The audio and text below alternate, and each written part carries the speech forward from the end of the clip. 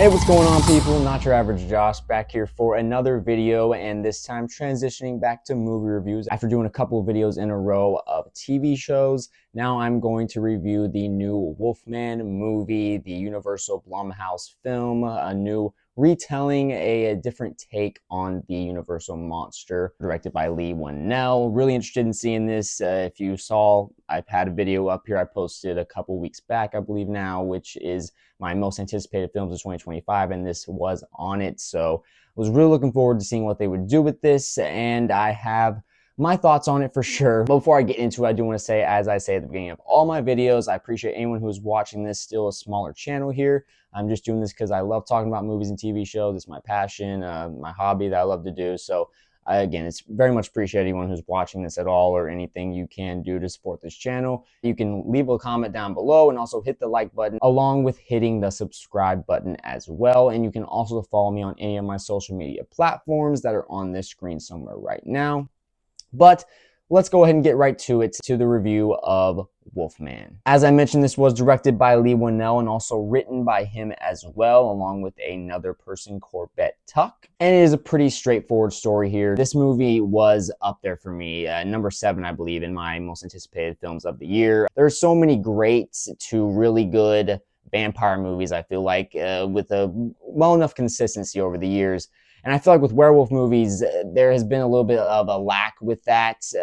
You get one every now and then that's pretty cool, and a lot of the focus is on the transformation of the werewolf. And sometimes the story is a little bit in the background when you remember a certain movie. And so with Leigh Whannell, I'm a person, as much as this was up there in my most anticipated of the year, I am not as familiar with him. I did not see The Invisible Man.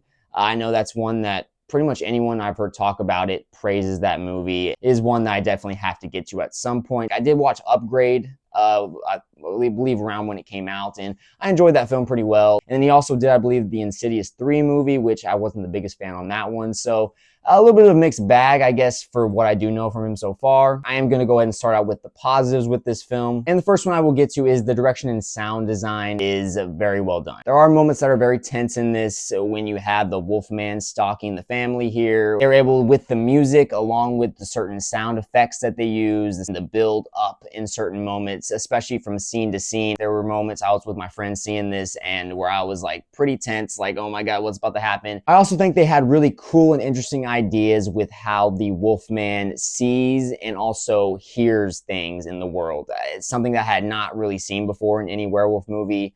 It felt very unique. This visuals, the colors that you see as someone is transforming here, you start to see they're changing from being a human and not being able to understand other humans, and also the visual nature, almost this dream-like hallucinations at times. And I thought the colors were really cool there. And there was a particular moment in here that I thought was really awesome. One of my favorite moments of the film, where you're hearing these sounds. You think someone is clawing at a door, and he's going through each room, going upstairs, downstairs, trying to figure out where this is coming from. And the way they build tension in this moment, especially, as I already mentioned, with the sound design and the direction, it was really starting to have this nice buildup. And what ends up happening, I thought was really cool, where you're hearing, again, like there's this pounding, clawing, like someone is trapped inside a room. And once he finally gets to the location of where this is coming from, it is just a spider crawling. And also the audio of it, once you see that it's the spider that's been making these noises, not like a huge supernatural spider, but just a regular, bigger house spider. And that is what's been making the noise. It's just a really cool moment that they built up to. And it's like, oh man, it really perfectly shows you and gives you a great picture of how the hearing is so much amplified. And then you think about that moving forward as the Wolfman is starting to come after this family. Also, the practical effects here are really gnarly at times, especially this wound that one of the characters has on their arm. And there's a moment where they start on it, and it looked pretty damn cool. The body horror they go into in this, I thought they could have pushed the envelope a little further, and I'll get into that more, but with what they give you, I think it was really cool to see. Basically, my last positive here, I think the setting in general adds a nice level of, as I already mentioned, tension, which is one of the biggest positives with this movie, is how they build the tension at certain times. And the setting adds to that, being in this remote location in Oregon, in the middle of the woods, not being able to really contact anybody. That is still something that's always going to work in a horror movie, even nowadays, because the farther you go out, no matter how great the cell service is, you might still not be able to get a hold of anybody and naturally build more tension and more spooky moments. So that was really well done. But beyond that, those are my main positives that I'll get into. Where the disappointing part comes in is now going to be my mixed aspects I'll get into first. And the first one is the acting overall. I thought there was good moments here. They all do a good job. Christopher Abbott, I thought Julia Garner, which I'm not as familiar with her. I only saw the first few episodes of Ozark back in the day, and I never finished that series. I heard nothing but great things about her, and I definitely need to get back to that at some point. But I thought she did well enough at certain moments with what she was given here, but as I'll go into more, I thought the script here is really bland, and they're not given a lot to do, but there are certain moments where it works, but also overall, I wasn't really that connected with the family here. I thought they could have done a lot more with it, and that's where the really mixed element lies. The acting wasn't bad or anything, but there was moments where I felt like I was wanting to check out with some of the dialogue. And my other mixed aspect with this is the Wolfman character design. I really appreciated what they were trying to go for here, this more human wolf hybrid, and it was really cool at certain moments, and what they go for at the beginning with the body horror I thought was really a nice direction. I thought it was going to continue to escalate, but it really didn't at a certain point. And the design overall is fine. It's cool enough to see the transformation of it, but once you get to the final product, it really seems like a guy with a lot of hair on him. At certain moments, a feral guy that is out of his mind. I was hoping that they'd go a little further with it. It didn't feel as scary as it could have been, especially when you're seeing the transformation and there really is like a horror to it. As I mentioned, the body horror with it. Once you get to the final product, it's like, okay, this is a cool enough character design, but I was really hoping for a lot more. Something like American Werewolf in London, you don't want to compare everything to that, but that is the standard. And if you are going to lean into practical effects a little more, I would like to have a little bit more there, a little bit more meat on the bone to get into as a werewolf fan or horror fan in general. But now getting into my negative aspects with this. I already touched on this as I was talking here, but the family dynamic here I thought was pretty emotionless. They try to build certain elements at the beginning of the movie when they're living in the city, and Christopher Abbott's character, Blake, and Julia Garner's character are having a lot of troubles in their marriage, and they have this daughter, and they're trying not to let it affect her. It felt very forced at certain times. Like at the very beginning of this movie, you have this moment where Christopher Abbott's character shows up to Julia Garner, her character, Charlotte's job, and she's a lawyer of some sort or something like that, and he's a writer. He's in between jobs right now, so he's kind of struggling.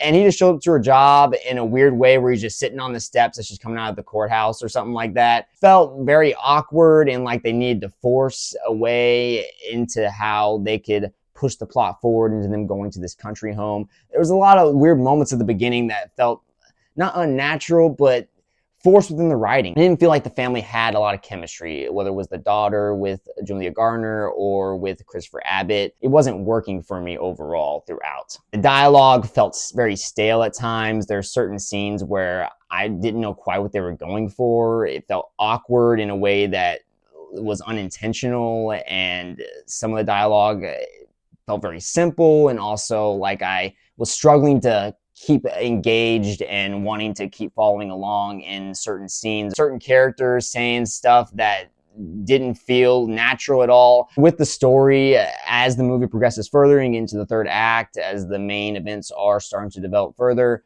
it does start to feel repetitive by the end of this, where you have the family continuing trying to run from the Wolfman. They're going to go to the farmhouse. Now all of a sudden he tries to break in. He ends up getting in somehow. And now they're going to go out to this little greenhouse and then back to the main house. It felt like a video game at a certain point. It doesn't feel like there's enough intrigue in what they're doing here in the direction and the story overall. And that's where my biggest complaint is how bland this story really is. And that bleeds over into starting to feel repetitive by the end of the movie. And because the story was pretty bland, the movie felt lifeless throughout, and that's something I really didn't want to say going into this. I almost would rather have more stronger feelings of dislike for this, but at the end of the day, the movie sits in the middle for a forgettable experience. It was really disappointing after hearing so much about The Invisible Man and how nuanced it seems that story is, which another reason why I'll be so interested to go and check that movie out. The story with Blake, Christopher Abbott's character, they have about a 10 to 15 minute backstory scene in the past, 30 years before the events of this movie takes place. And you are seeing Blake with his dad as he's out in the woods, and the first real discovery that we see on screen of the Wolfman and trying to hide from him. And they start to try to build this potentially abusive relationship. Did not do a good job at all. That's one of the key elements further on in the movie in the present, where Blake is so like, I don't want to be like my dad. He was really abusive to me. But when you see the past scene at the beginning of the movie, he's just being a strict father. And you're out in the middle of the woods. And even if there wasn't a Wolfman out there, yeah, you got to watch out for bears and stuff. They're in Oregon. It never felt like he was being abusive at all. And so for them to try and set it up in that way, they could have done such a better job if they wanted to go in that route. Also, the dynamic between him and his dad at times felt a little awkward, and the continual theme of the dialogue being stale at times in this movie and not being very interesting or engaging at all. Once you get back to the main present, they also didn't really set up very well them going to go out to the farmhouse. Like, I didn't buy that they wanted to repair the relationship. You really have Christopher Abbott trying to convince her to come along. She didn't even seem like she wants to really save this family that much. And so later on in the movie, when they try to build these emotional moments, I didn't feel it very well because I never bought that Julia Garner was into trying to save this relationship. Like, honestly, from the beginning, she seems like she's out on this. Like, if they didn't have the daughter here, I don't think they'd be trying to fucking repair this shit at all. And because of all that, you also have this key moment in the movie. I don't know if it's not a key moment, but this moment in the movie with Charlotte, Christopher Abbott's character Blake, he's in some trouble, and you have Julia Garner for the first time in the movie. Her character is pleading and begging, like, please, please, I need you in my life. I cannot go on without you. And I didn't buy any of the emotional impact of that. What they were trying to relay and have the audience feel, I didn't feel it because the dialogue and the development already with all these characters wasn't good enough. And so I didn't buy that she was actually feeling this in the moment. That's the main negatives I have with this. It was on my most anticipated of the year. I think there are certain elements that are cool, themes they try to go down that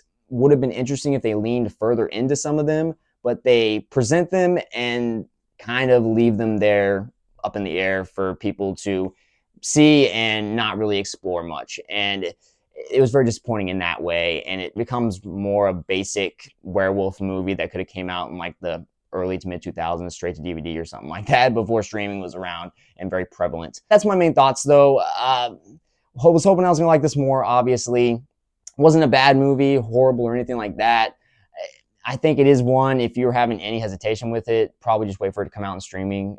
You might end up liking it. There are some people who are enjoying this, the more personal side of the story, which I did like how they tried to go in that direction overall. But man, they should have done more work with the script and more development with the characters that was interesting to where I could have been more engaged with the story overall. And so very disappointing for me. I'm going to give Wolfman a 5 out of 10. Classic example of right down the middle, generic, forgettable experience for me. And man, I think there are certain elements that aren't generic in this, but that's what makes it all the more disappointing when you have the story feel so generic and bland. It's like, man, there are elements here that could have been so cool. Some of the story elements that they're bringing about that felt very unique.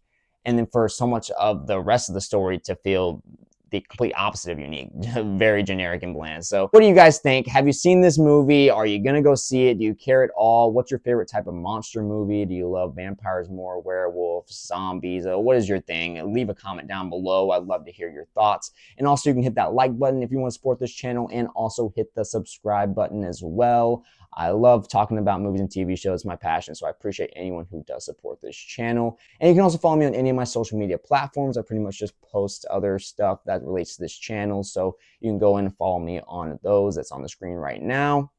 But that's pretty much it. One of Them Days is coming out, that new Keke Palmer SZA comedy movie. I still want to see Den of Thieves 2. I just saw the first one about a week ago at this point, and I enjoyed that movie pretty well, so I'll be interested to see where that goes. You can watch any of my other more recent videos down in the description below. I'll put more videos out pretty soon, and I'll talk to you guys later.